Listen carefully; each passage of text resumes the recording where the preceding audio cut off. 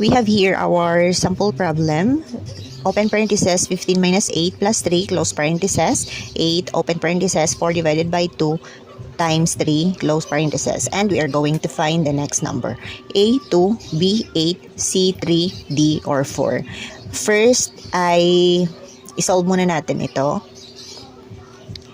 Bali, 15 minus 8 plus 3, that is, this one is 10. So, lagay natin dito 10, then 8. After that, ito naman isolve natin. 4 divided by 2 times 3 equals 2. So, 4 divided by 2 is 2 times 3 is equals to 6. So, our next number here is 6. So, let's find this one, the next number. Let's subtract 2, 2.